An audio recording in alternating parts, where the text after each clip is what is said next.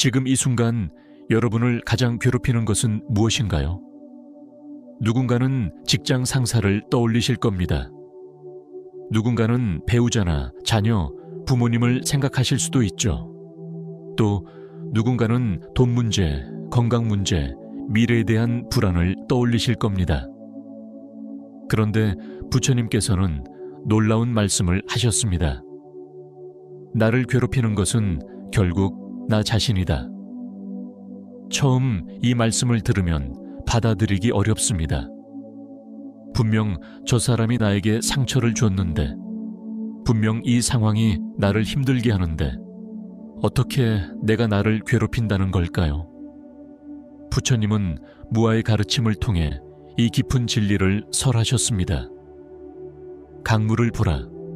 매 순간 흐르는 물은 다르지만 우리는 그것을 같은 강이라고 부른다. 우리 몸도 마찬가지입니다. 7년이면 우리 몸의 세포가 모두 바뀝니다. 지금 이 순간의 나는 10년 전의 나와 물리적으로 완전히 다른 존재입니다. 생각도 마찬가지입니다. 아침에 일어났을 때의 생각과 지금 이 순간의 생각이 같습니까? 분노하던 마음도 지나가고 기쁨도 지나갑니다. 슬픔도 사랑도 모든 감정이 끊임없이 변합니다.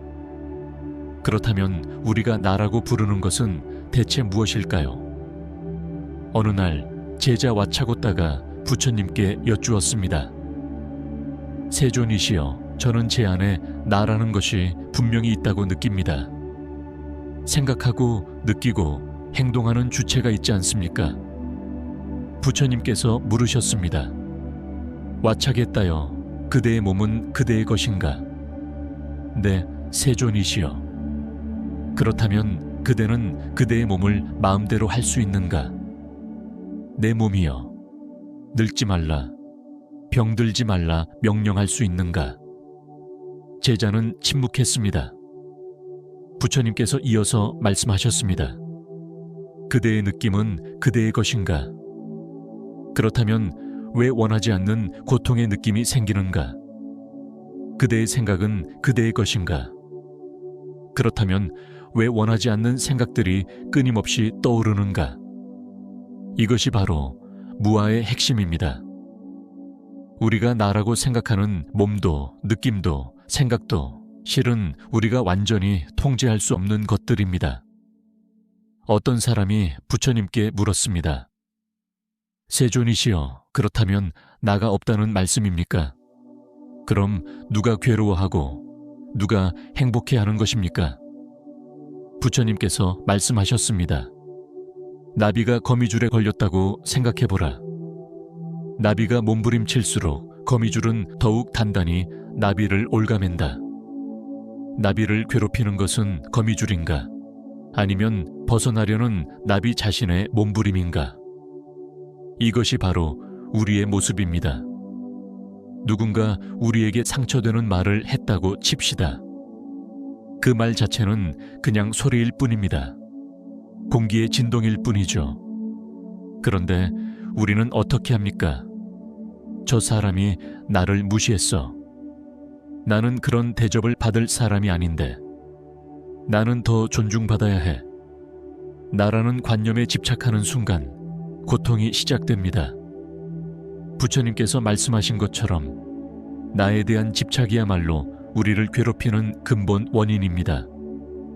부처님께서는 우리가 나라고 착각하는 것을 5가지로 나누어 설명하셨습니다. 이것을 오온이라고 합니다. 세곤, 물질적 몸, 우리의 몸, 그리고 우리가 감각으로 느끼는 모든 물질입니다. 부처님께서 말씀하셨습니다. 세곤은 거품과 같다. 잠깐 일어났다가 사라진다. 거울을 보십시오. 20년 전 사진을 보십시오. 그 몸과 지금의 몸이 같습니까? 몸은 매 순간 변합니다. 그런데 우리는 이것을 나라고 고집합니다. 수온, 느낌. 좋다, 싫다, 그저 그렇다는 느낌입니다. 부처님께서 말씀하셨습니다. 수온은 물거품과 같다. 빗방울이 떨어져 잠깐 일어났다가 사라진다. 방금 전 느꼈던 화는 어디로 갔습니까? 아침에 느꼈던 즐거움은 지금도 있습니까? 느낌은 끊임없이 변하는데 우리는 그 느낌을 나의 것이라고 집착합니다. 상온, 지각과 인식, 사물을 알아보고 기억하는 작용입니다. 부처님께서 말씀하셨습니다. 상온은 신기루와 같다. 실체가 없는데 있는 것처럼 보인다. 우리는 같은 상황을 전혀 다르게 인식합니다. 어떤 사람에게는 위기가 다른 사람에게는 기회입니다. 인식은 우리의 과거 경험, 편견, 상황에 따라 계속 바뀝니다. 행운, 의지와 행위, 생각하고 결정하고 행동하는 힘입니다. 부처님께서 말씀하셨습니다. 행운은 파초나무와 같다. 껍질을 하나하나 벗겨내면 속에는 아무것도 없다. 우리의 의지는 과연 진정 나의 것일까요? 배가 고프면 먹고 싶은 의지가 생기고 피곤하면 자고 싶은 의지가 생깁니다. 이것들은 조건에 따라 일어나는 것이지 독립적인 나가 만들어내는 것이 아닙니다.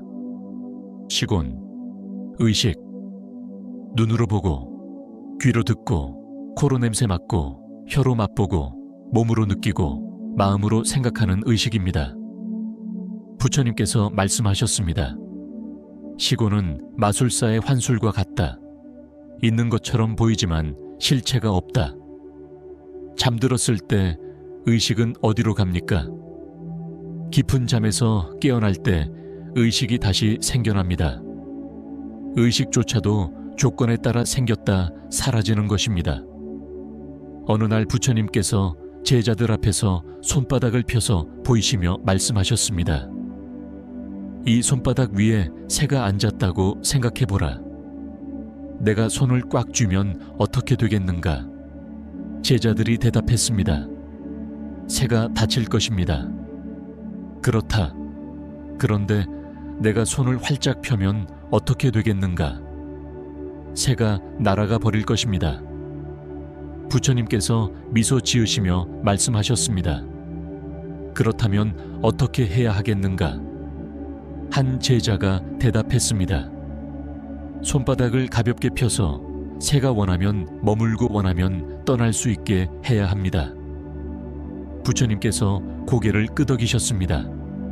바로 그것이다. 집착하지 말라는 것은 사랑하지 말라는 뜻이 아니다. 붙잡지 말고 소유하려 하지 말라는 뜻이다. 일상에서의 실천할 수 있는 손쉬운 방법들이 있습니다. 1. 생각 관찰하기. 화가 날 때, 슬플 때, 불안할 때 이렇게 해보십시오. 아, 지금 화가 나는 느낌이 일어나고 있구나. 아, 지금 불안한 생각이 일어나고 있구나.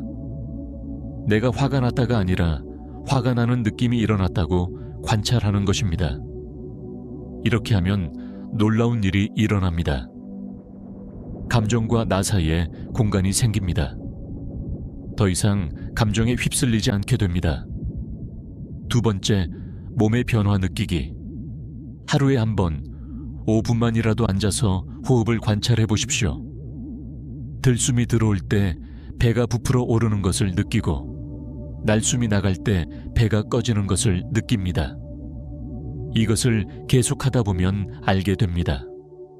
내가 호흡하는 것이 아니라 호흡이 일어나고 있다는 것을, 내가 생각하는 것이 아니라 생각이 일어나고 있다는 것을. 세 번째, 집착 알아차리기. 누군가 나를 칭찬했을 때 기분이 좋아지는 것을 느끼면 이렇게 생각해 보십시오. 아, 지금 나는 칭찬에 집착하고 있구나. 좋은 평가를 받은 나라는 이미지에 집착하고 있구나. 누군가 나를 비난했을 때 기분이 나빠지면 이렇게 생각해 보십시오. 아, 지금 나는 상처받은 나라는 느낌에 집착하고 있구나. 알아차림 자체가 자유의 시작입니다. 그럼 무아를 깨닫는다는 것은 무엇을 뜻하는 것일까요? 바띠아 비구는 부처님의 가르침을 듣고 수행한 끝에 아라한과를 얻었습니다. 그 후로 그는 숲에서 홀로 지내며 자주 이렇게 외쳤습니다. 아, 행복하구나. 아, 행복하구나. 다른 비구들이 이상하게 여겨 부처님께 여쭈었습니다. 세존이시여, 바띠아 비구가 자꾸 행복하다고 외칩니다. 혹시 환속하고 싶어 하는 것은 아닙니까? 부처님께서 바띠아를 부르셨습니다. 바띠아여, 그대는 왜 자주 행복하다고 외치는가? 바띠아가 대답했습니다. 세존이시여, 제가 왕자였을 때는 궁궐 안에서도 밖에서도 낮에도 밤에도 항상 두려웠습니다. 재물을 빼앗길까, 목숨을 잃을까, 지위를 잃을까 늘 불안했습니다. 하지만 지금은 숲속에 홀로 있어도 전혀 두렵지 않습니다. 나라는 집착이 사라지니 잃을 것도 없고 지킬 것도 없습니다. 그래서 진정으로 행복한 것입니다. 부처님께서 미소 지으시며 말씀하셨습니다. 그렇다. 나라는 집착이 사라질 때 모든 두려움이 사라진다. 무아를 깨닫는다는 것은 나가 없어진다는 뜻이 아닙니다. 오히려 나라는 좁은 틀에서 벗어나 진정으로 자유로워진다는 뜻입니다. 물을 예로 들어보겠습니다. 얼음은 단단하고 형태가 고정되어 있습니다. 이것이 나에 집착하는 상태입니다. 형태를 유지하려 애쓰고 깨질까 두려워합니다. 하지만 얼음이 녹아 물이 되면 어떻습니까? 어떤 그릇에도 담깁니다. 높은 곳에서 낮은 곳으로 자연스럽게 흐릅니다. 장애물을 만나도 그것을 돌아갑니다.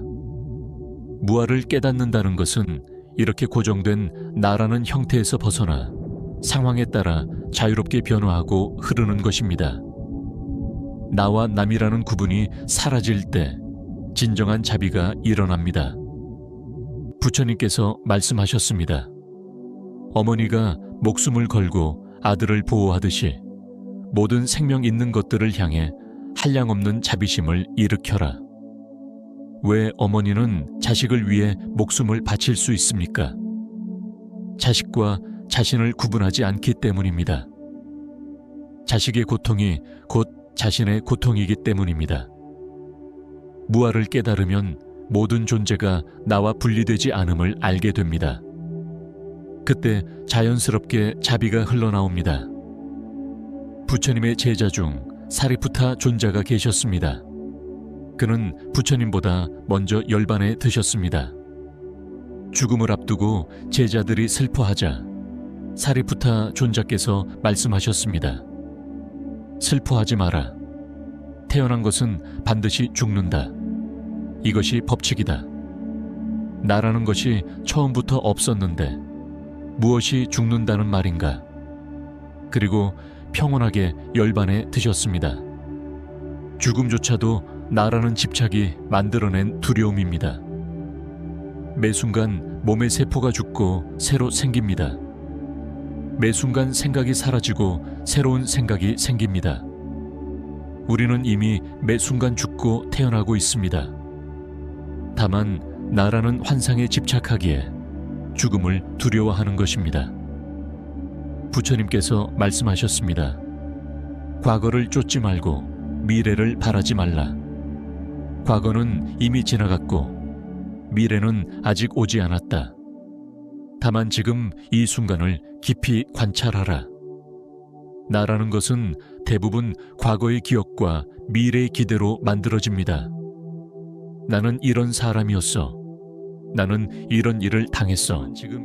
하지만 지금 이 순간 있는 그대로를 본다면 어떻습니까? 숨이 들어오고 나갑니다. 소리가 들립니다. 감각이 느껴집니다. 생각이 일어났다 사라집니다. 그 어디에도 고정된 나는 없습니다. 그리고 그것이 바로 자유입니다. 나라는 것이 없다는 가르침이 처음에는 무섭게 느껴질 수 있습니다. 내가 없다면 내 인생의 의미는 무엇인가? 내가 없다면 누가 노력하고 누가 깨달음을 얻는가? 하지만 부처님께서 말씀하신 무한은 허무주의가 아닙니다. 오히려 진정한 자유의 시작입니다. 고정된 나가 없기에 우리는 무한히 변화하고 성장할 수 있습니다. 집착할 나가 없기에 우리는 진정으로 자유로울 수 있습니다. 분리된 나가 없기에 우리는 모든 존재와 하나 될 수 있습니다. 오늘부터 실천해 보십시오. 화가 날 때 내가 화났다가 아니라 화가 일어났다고 관찰하십시오. 슬플 때 내가 슬프다가 아니라 슬픔이 일어났다고 관찰하십시오. 생각할 때 내가 생각한다가 아니라 생각이 일어났다고 관찰하십시오. 이 작은 변화가 여러분의 삶을 완전히 바꿀 것입니다. 나를 괴롭히는 것은 결국 나 자신이었습니다. 그 나라는 집착을 내려놓을 때 비로소 진정한 평화를 얻을 수 있습니다.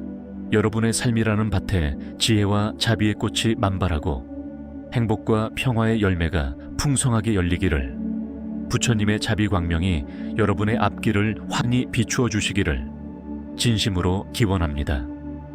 나무 석가모니불, 나무 석가모니불, 나무 시아본사 석가모니불.